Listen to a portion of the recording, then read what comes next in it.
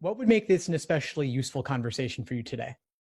So I really want to know how to tighten up the time, the practice time. I haven't had the chance to work on the timings as much as I've worked on the question types and the different type of sections. Sure. Okay, so timing on all sections. Mm-hmm. And how many practice tests or how many sections have you done up to this point? I have taken 10 actual official LSAT prep tests and the 2 other from the 2019 and 2020 that I got from Amazon, and I've tried some of their prep test books. That's about it. And I also have the resources from Kaplan. I took the Kaplan courses as well. Great, fantastic. So it sounds like you've got plenty of materials and you've had a good general overview of what the exam looks like. Yep. Great. So yeah, I got the answer types. I got the answers. My, reading comprehension is a hit or miss, but I still will score like around 18 to 22 out of the 27, 28 questions. But the logic games, I'm a little bit slow. Sometimes I get all of them correct. Like sometimes I'll get like 5 out of 7. But that's taking my own time. That's not on the time, like 35 minutes, So that's a little nervous for me. I'm a little nervous about that. Yeah, understood. So yeah, after accuracy, the next thing you want to focus on is pacing. And since you mentioned games, I'll start there.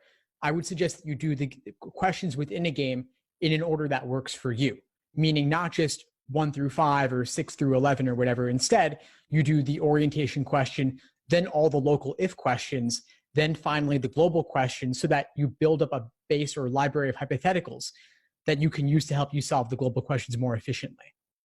Got it.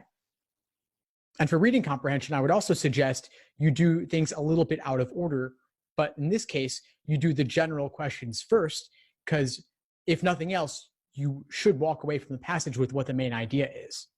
You knock those out. Then you do the line reference questions, or what used to be line reference and is now just a highlighted phrase.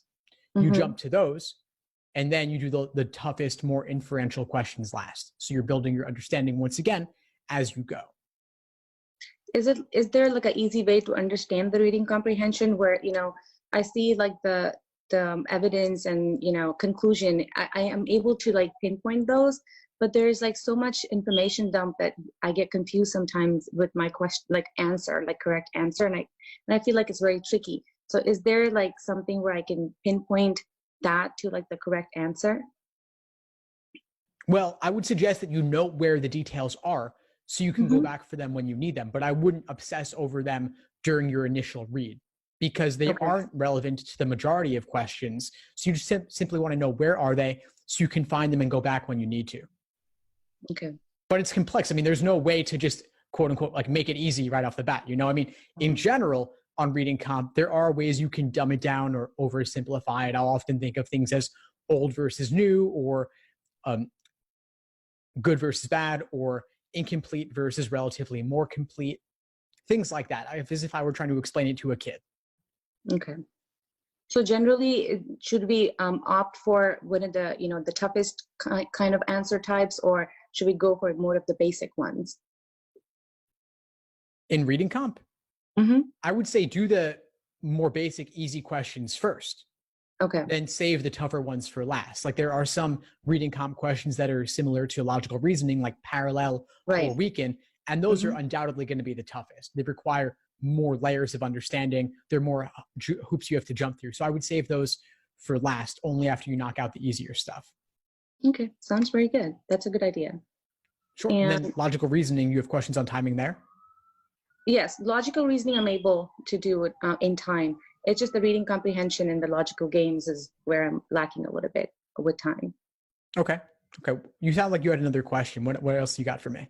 I was going to ask you, like, if you have any other tips, since, I'm trying to take the November test. So anything that I should do, like, in, the next 10 days before the exam? Yeah, sure. What does your plan right now look like?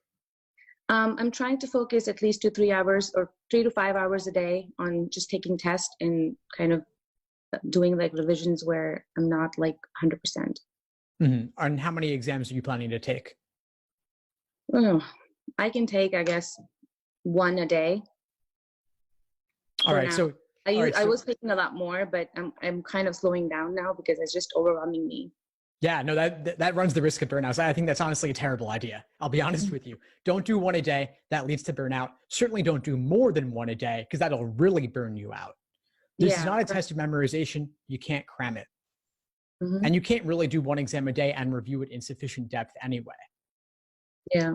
So maybe do 2 exams per week for the next 2 weeks. That would be more than enough along with detailed review of those exams. Now, where are you scoring right now? Around 159 to anywhere 170. So it's, like I said, it's hit or miss with reading comprehension, and that kind of brings my score up or down.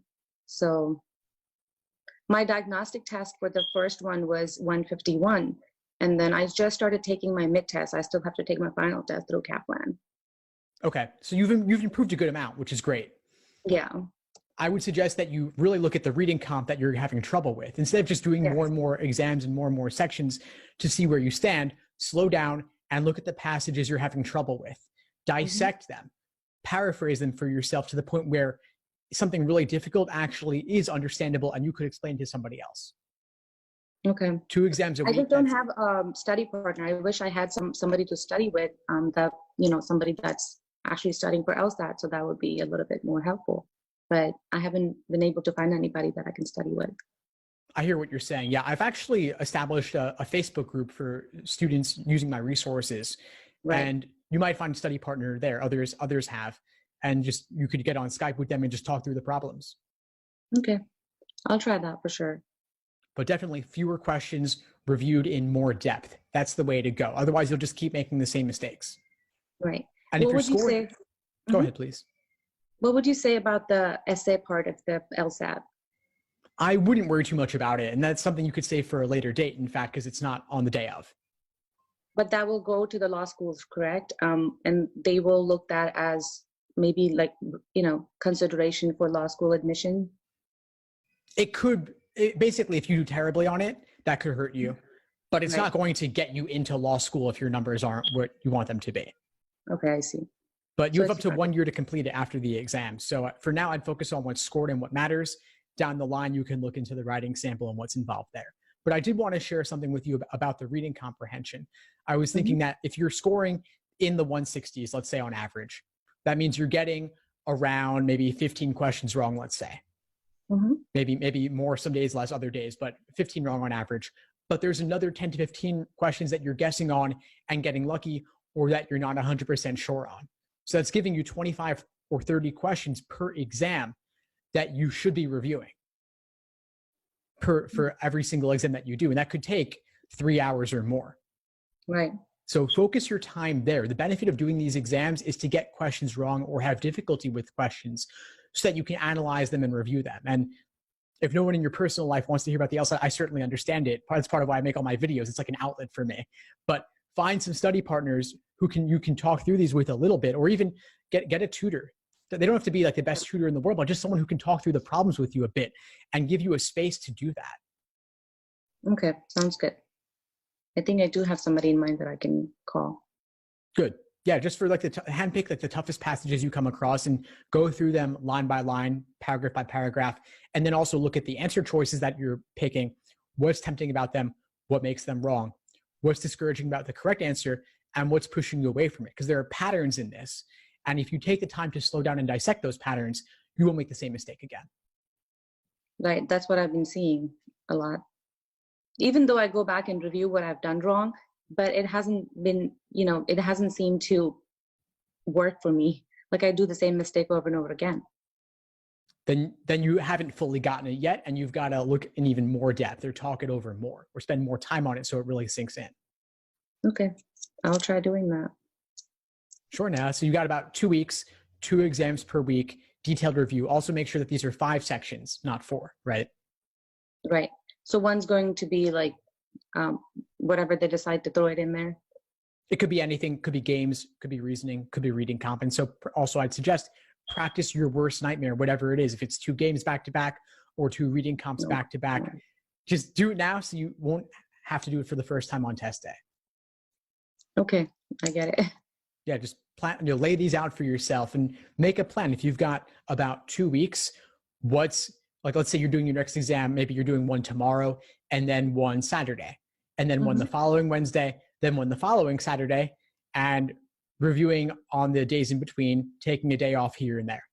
And that's your plan. You don't really need to do more than that other than doing some review and talking through these reading comp passages with someone. Okay, that's a good idea. I'm going to work on that for sure.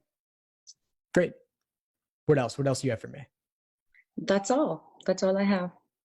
All right, Neha, it was a pleasure connecting with you. What would you say is the biggest insight you got from our call today?